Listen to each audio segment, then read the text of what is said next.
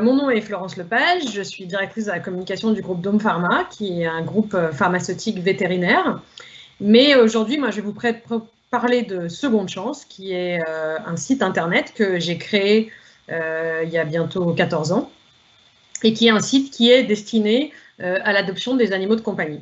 Et donc, le sujet dont je vais vous parler, c'est comment utiliser le digital au service d'une cause, et comment ça peut être une opportunité pour les associations.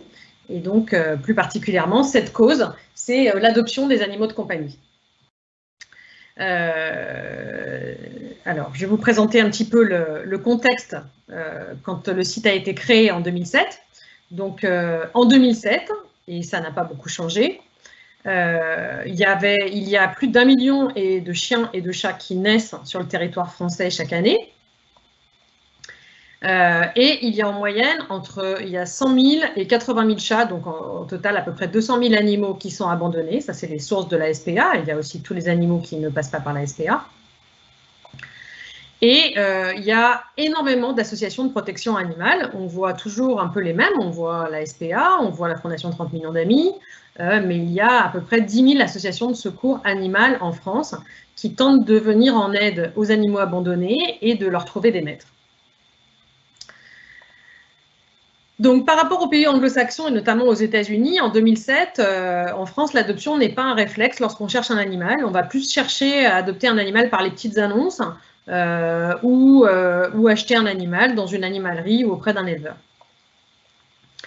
Donc, toujours en 2007, et ça commence à changer, les freins à l'adoption, c'est une image assez négative des refuges dont la visite elle est vécue comme assez traumatisante parce que c'est des lieux un peu sordides où il y a plein d'animaux dans des cages.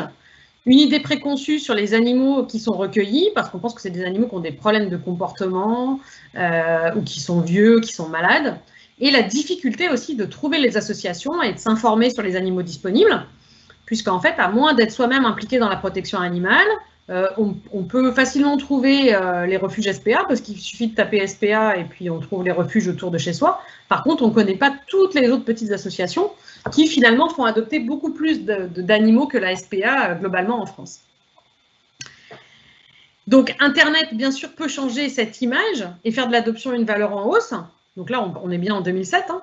Mais malheureusement, parmi ces 10 000 associations, aucune n'avait de site Internet, très peu avaient les moyens d'en faire un, de le mettre à jour et donc de se faire connaître. Donc cet énorme potentiel d'Internet en 2007, finalement, les associations de protection animale, et j'ai envie de dire les autres associations aussi, n'avaient pas encore les moyens de s'en servir et n'avaient peut-être pas encore vu non plus le potentiel.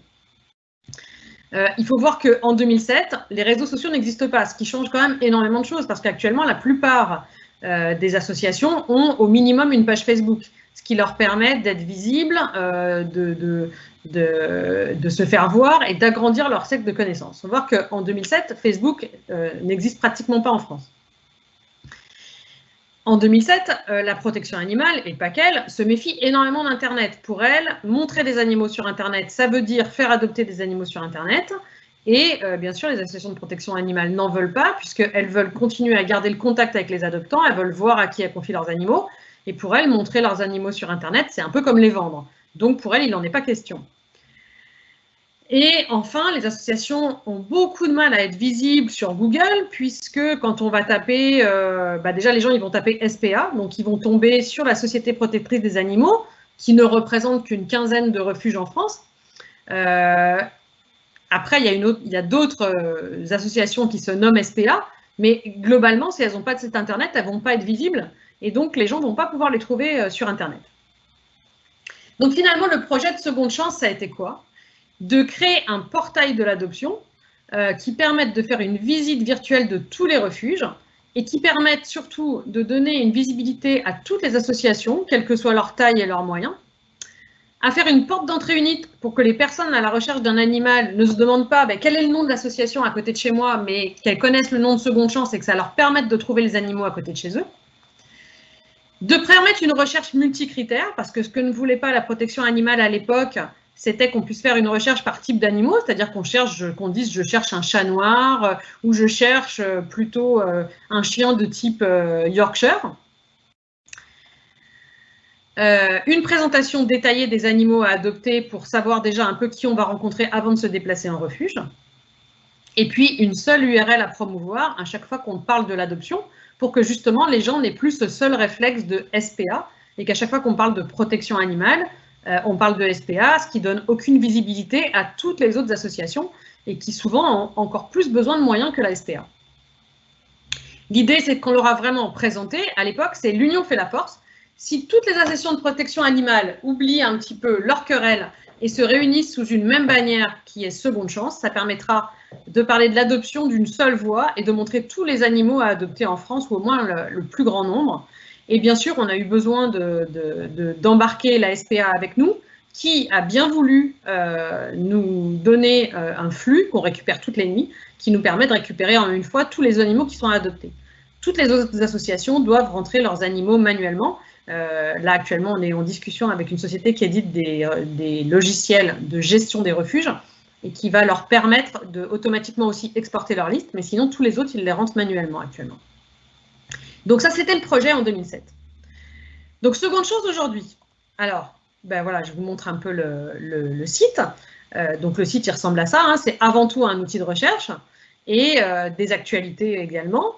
Donc, une fois que vous avez, par exemple, sélectionné que vous cherchez un bébé chat, vous pouvez aussi sélectionner une région et d'autres critères si vous le souhaitez. Et ça va vous donner, toute association confondue, enfin, toutes celles qui ont rentré des animaux, bien sûr, la liste des animaux qui sont disponibles. Et en cliquant sur ces animaux, vous allez avoir une fiche plus ou moins détaillée, ça dépend des refuges, et vous allez pouvoir contacter le refuge qui possède cet animal, soit par email, soit par téléphone, pour bien sûr prendre rendez-vous avec eux, discuter et aller voir l'animal. Bien sûr, nous, on est simplement une plateforme de mise en relation et absolument pas, on ne fait aucune adoption sur Internet. Et nous-mêmes, on ne donne aucune information sur les animaux, ben déjà parce qu'on ne les a pas. Hein. Et vraiment, le but de Seconde Chance, c'est de faire de la mise en relation. Donc, si on regarde un peu, donc Seconde Chance, bon, ben, c'est une... bien sûr, ça a été un très, très grand succès. Donc, l'immense pic que vous voyez de 1 million de visites, il s'est produit pendant le confinement, parce que comme vous l'avez peut-être vu, la SPA a demandé une dérogation pour adoption. Et du coup, bah, comme le gouvernement a beaucoup parlé d'adoption des animaux et des refuges qui étaient pleins, et que les gens étaient chez eux, il y a eu un énorme pic de recherche et d'envie d'adoption.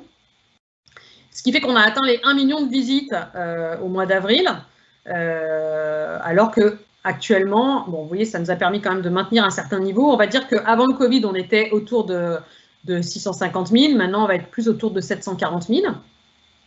Il y a une certaine saisonnalité aussi. Donc ça, c'est le nombre de visites, hein, pas de visiteurs. En nombre de visiteurs, on est plus autour de 450 000. Ça veut dire que les gens, ils reviennent souvent, ce qui est normal, puisque quand on cherche un animal, on va être amené à revenir fréquemment, surtout si on cherche un type d'animal un petit peu particulier. Donc actuellement, Seconde Chance, c'est 17 000 animaux à adopter. Donc bah, ça varie tous les jours. Hein. Des fois, il y en a 20 000, des fois, il y en a 18 000. Ça dépend.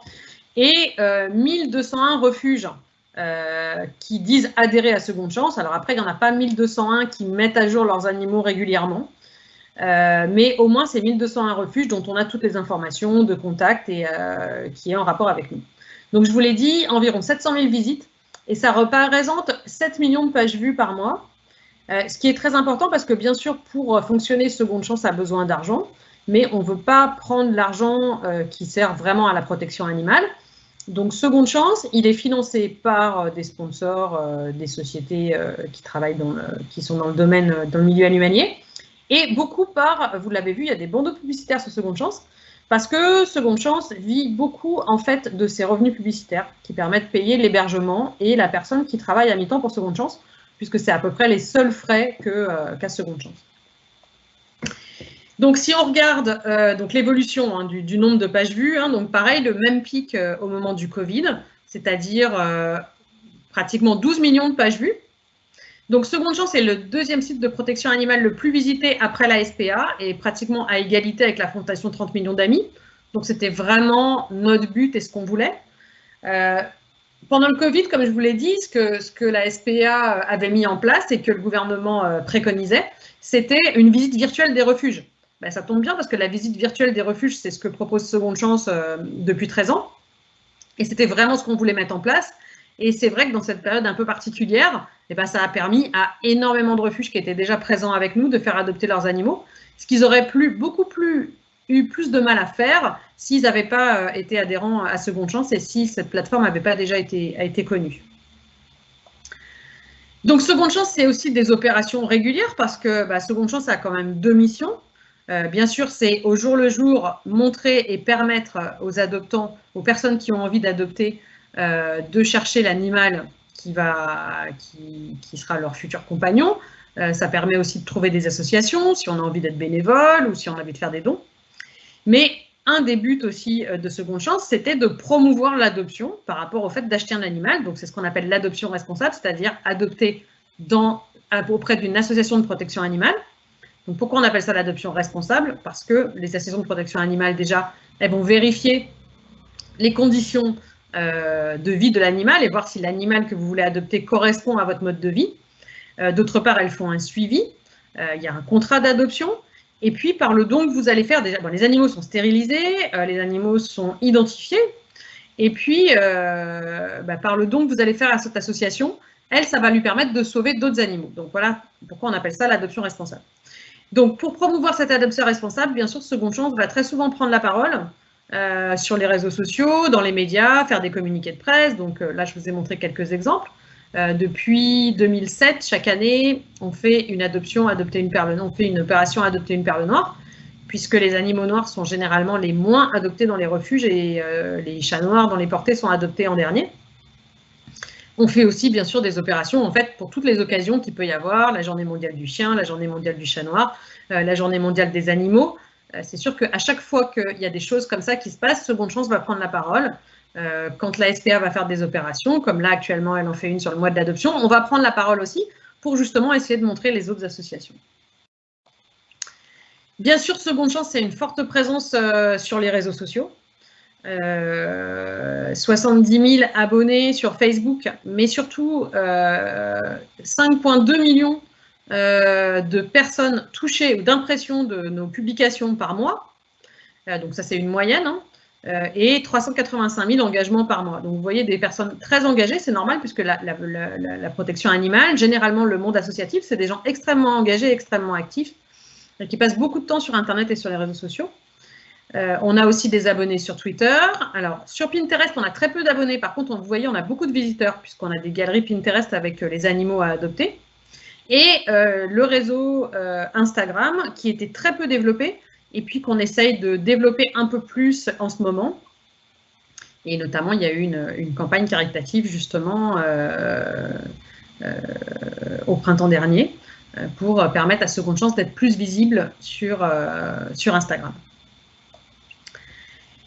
Alors, Google, c'est un incontournable, bien sûr, hein, c'est-à-dire que l'important, c'est d'être présent sur les mots-clés qui ont un rapport avec la thématique, donc sur le nom de l'association, bien sûr, Seconde Chance, mais surtout sur les gens qui vont chercher un chien à adopter. Donc, Seconde Chance, c'est premier sur chien à adopter, chiot à adopter, deuxième sur chaton à adopter, deuxième sur adopter un chien.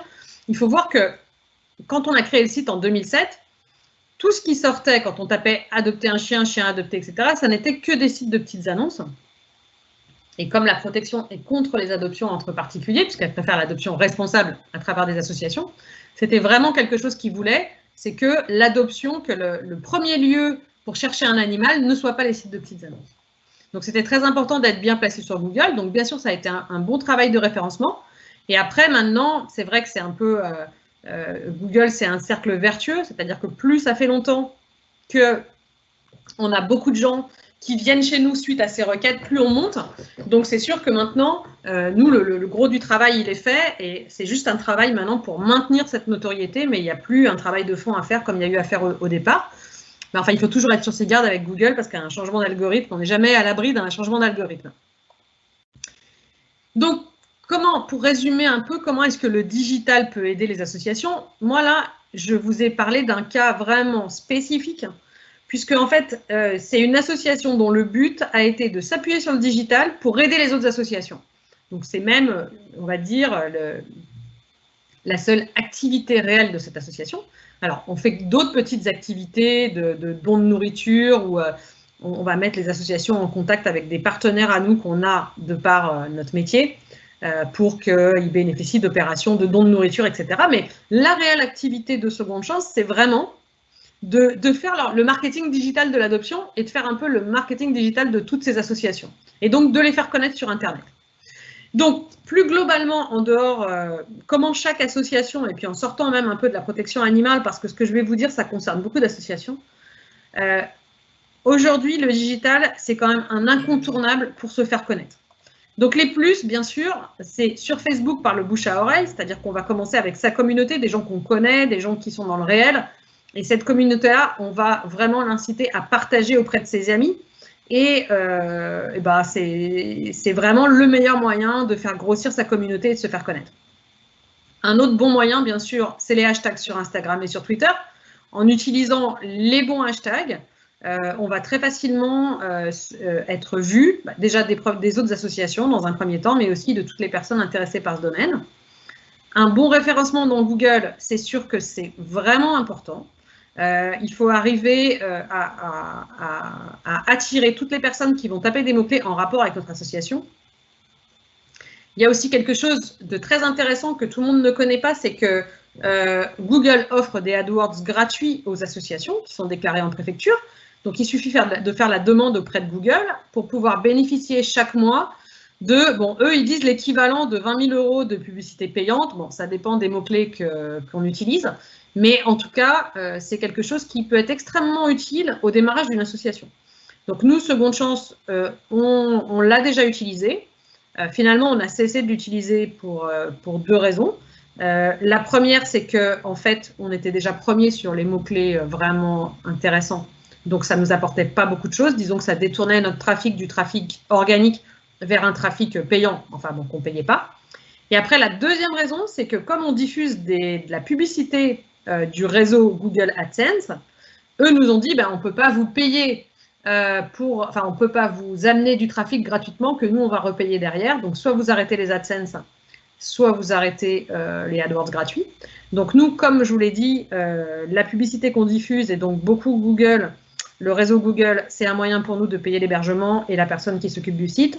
Et qu'on est très bien placé en référencement naturel, c'était plus intéressant pour nous de continuer à vendre de l'espace à Google que de bénéficier de leur programme de AdWords gratuit.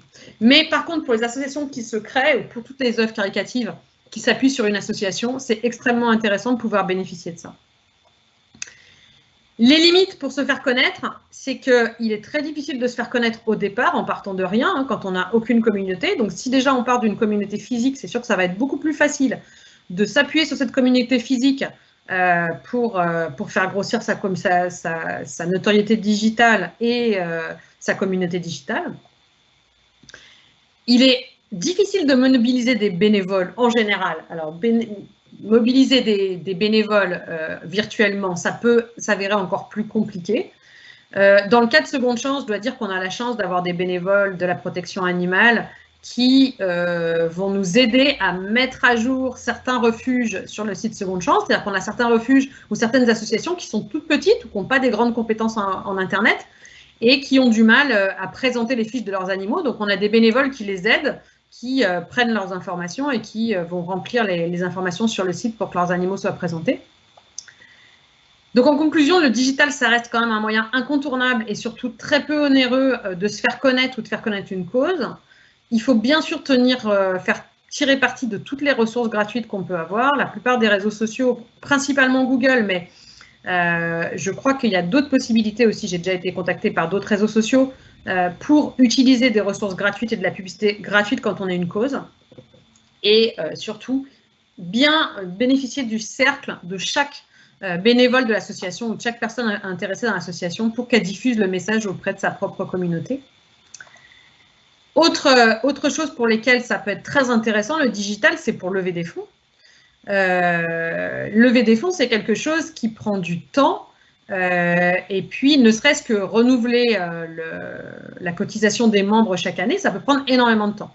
Donc bien sûr, leur envoyer une newsletter, proposer un formulaire en ligne où ils peuvent payer en ligne et aller jusqu'à générer automatiquement le reçu fiscal, c'est quelque chose qui fait gagner énormément de temps et qui peut vraiment simplifier les levées de fonds pour des projets spécifiques, mais aussi tout simplement les renouvellements d'adhésion. Donc le plus, c'est les cagnottes en ligne qui permettent de toucher beaucoup de gens. Les cagnottes en ligne, souvent, c'est organisé dans la protection animale pour sauver un animal en particulier ou pour aider un refuge qui est en difficulté. Donc, il existe beaucoup d'outils gratuits qui vont aider les associations. Déjà, par le programme dont je vous ai parlé de Google qui fait des dons aux associations,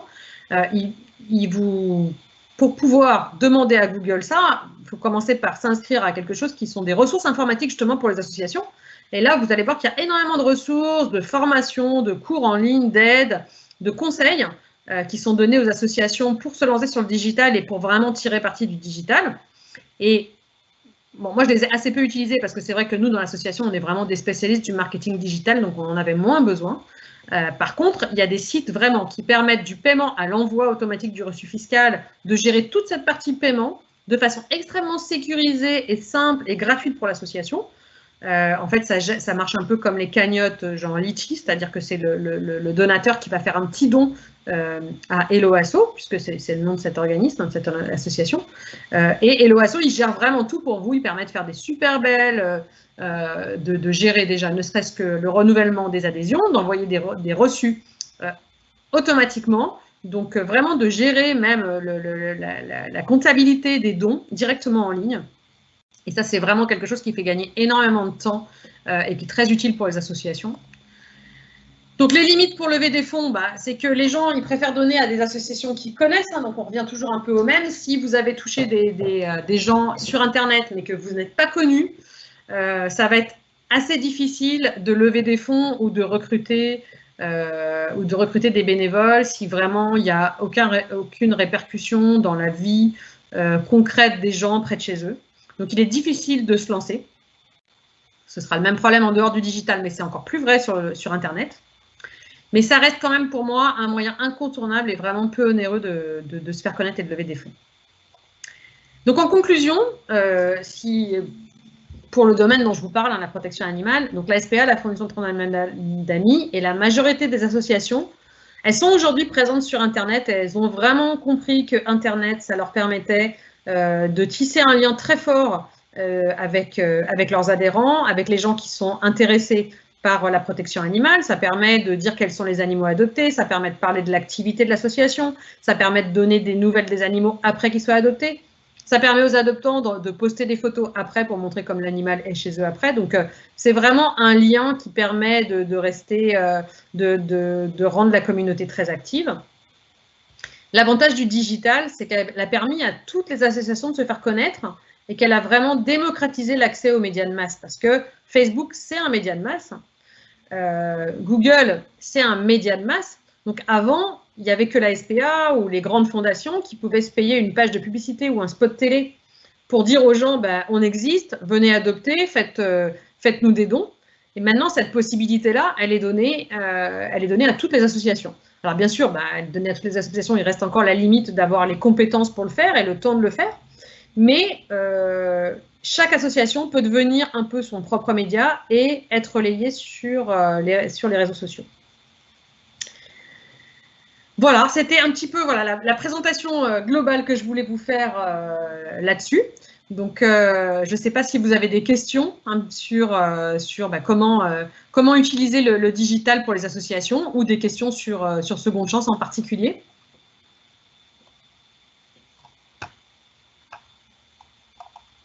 Alors, je vois qu'il y a des questions. Alors oui, c'est quelque chose que je fais en dehors de mon travail chez Dawn Pharma. C'est donc le site, moi je l'ai monté, à l'époque je travaillais chez wanimo.com, qui est une animalerie en ligne, et qui est un site qui appartient au groupe Dawn Pharma. Donc je l'ai monté chez wanimo.com, pourquoi? Parce que moi j'ai vécu 10 ans en Amérique du Nord, et en Amérique du Nord il y avait un site qui permettait de faire ça à la grandeur des États-Unis. Et donc, quand je suis rentrée en France, j'étais chez Wanimo entourée de gens qui étaient très intéressés par la protection animale. Et je me suis dit, on faudrait absolument qu'on fasse la même chose. Ça manque, ça n'existe pas. Et voilà pourquoi j'ai créé Seconde Chance. Donc, moi, je suis totalement bénévole pour Seconde Chance. C'est quelque chose que je fais généralement le soir ou en dehors de mes heures de travail. Donc, combien il y a de personnes qui travaillent pour l'association? Alors, des personnes qui travaillent, qui sont payées pour travailler pour l'association. Il y a une personne qui travaille à mi-temps pour l'association. parce que c'est difficile quand on n'a que des bénévoles, parce qu'il y a des moments où tous les bénévoles, ils n'ont pas de temps, et puis le site, il faut quand même s'en occuper tout le temps. Il y a beaucoup de relations avec les refuges et même avec les adoptants. Donc, on a une personne qui est payée à mi-temps pour s'occuper de Seconde Chance, et j'espère qu'on va pouvoir bientôt passer sur un plein temps. Et après, il y a des bénévoles qui nous aident. Donc, je vous en ai parlé un petit peu. Il y a des bénévoles qui peuvent être un peu partout en France. Donc, il y a plusieurs niveaux de bénévolat. C'est-à-dire qu'on va recruter aussi bien des gens pour aller prendre des photos dans les refuges, parce que ce qui est important, bien sûr, c'est que les photos elles soient belles, et puis déjà qu'il y ait des photos. Il y a des gens qui vont nous aider à mettre à jour des sites de refuges, donc des refuges près de chez eux ou des refuges qui sont loin. Donc, oui, on a des bénévoles qui travaillent pour l'association. Donc, je vous dis, c'est variable. Hein. Pendant le Covid, on en avait beaucoup parce qu'il fallait vraiment que les sites des associations soient à jour. Là, actuellement, on en a un petit peu moins. Donc, est-ce qu'on prend des stagiaires pour l'année 2021? Alors, la difficulté, c'est qu'on n'a pas vraiment de lieu. Alors, on n'a pas vraiment de stagiaires. Alors, si vous parlez de Seconde Chance, je ne peux pas vraiment prendre de stagiaires parce que je n'ai pas de lieu physique de l'association. Donc, c'est un petit peu compliqué. Après, donc on peut prendre des bénévoles, mais des stagiaires, c'est peut-être un petit peu compliqué. Est-ce qu'on s'appuie sur les influenceurs pour faire connaître l'association? Alors, j'ai envie de dire oui et non. Donc, on s'est appuyé sur eux, justement, dernièrement, là, au printemps. C'est un petit peu comme ça que moi, j'ai connu ce réseau d'influenceurs, grâce à leur campagne, justement, pour les associations. C'est vrai que, généralement, c'est peu nous qui allons chercher des influenceurs. C'est plutôt eux qui vont parler de nous. Alors, ça nous arrive, par exemple, de constater pendant un mois qu'on a eu un gros pic de connexion. Et là, on cherche d'où ça vient et on se rend compte qu'il y a un influenceur qui a parlé de nous. Alors, vous savez peut-être, il y a pas mal d'influenceurs assez connus qui ont des animaux et qui ont adopté leurs animaux et qui sont assez proches de la protection animale. Il y en a même qui les ont adoptés via Seconde Chance. Donc, la plupart des influenceurs, on va dire que c'est eux qui vont venir nous chercher, c'est pas nous qui allons aller les chercher. Alors, on a une influenceuse aussi, on va dire, on a une personnalité qui est un peu la marraine de Seconde Chance et qui parle aussi régulièrement de nous, qui est l'actrice Frédérique Bell. On va même essayer de faire un peu plus de choses avec elle cette année, parce qu'elle, très régulièrement, elle va relayer sur son site des photos ou parler de Seconde Chance, inciter les gens à adopter. On avait fait des petites capsules vidéo avec elle à la SPA. Et c'était aussi quelque chose de très sympa. Donc, c'est des choses qu'on va renouveler. C'est sûr que ce serait très bien pour nous d'aller chercher des influenceurs. C'est un peu un manque de temps aussi. C'est vrai qu'avec seulement une personne à mi-temps pour s'occuper du site, on n'a pas vraiment la possibilité de vraiment passer du temps à aller recruter des influenceurs. Mais recruter et des influenceurs et des marques qui vont parler de nous et passer des partenariats avec des sites éditoriaux sur les animaux comme Woopet ou Wamiz, c'est vraiment des choses qu'il faut qu'on fasse. Faire parler de nous dans la presse, c'est vraiment des choses qu'il faut qu'on fasse.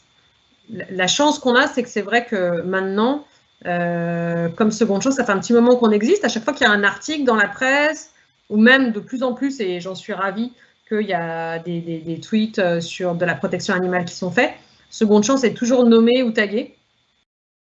Donc,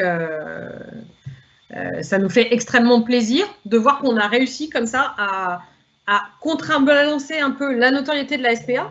Donc, ça veut dire que, bon, ça a mis du temps, hein, on a quand même mis 13 ans à le faire. Bon, maintenant, ça fait quand même quelques années que c'est le cas. Mais ça veut dire que uniquement par le digital, c'est-à-dire avec aucune opération de terrain, mais bien sûr l'aide de beaucoup d'associations qui, elles, sont présentes sur le terrain, on est parvenu à, en partant de rien, à faire un site qui maintenant est connu à peu près à la même hauteur que la Fondation de 30 millions d'amis. Et après, bon, SPA, on n'aura jamais la notoriété de la SPA parce que SPA, c'est un peu un terme générique pour parler de protection animale. Donc, voilà, c'est comme Frigidaire. Donc ça, on n'arrivera jamais à en arriver là. Les gens diront jamais Seconde Chance au lieu de dire protection animale et ce n'est pas le but. Mais on peut dire qu'en tout cas, moi, quand je regarde la notoriété qu'a Seconde Chance et surtout le fait que pour les petites associations, on leur amène 75% de leurs adoptants, je pense que le travail, il est vraiment fait. Nous, on considère qu'on a fait adopter plus d'1 million d'animaux depuis qu'on existe. Voilà. Merci beaucoup de m'avoir écouté. J'espère que ça vous a donné envie d'aller sur le site Seconde Chance et de faire de l'adoption responsable si vous voulez adopter un animal.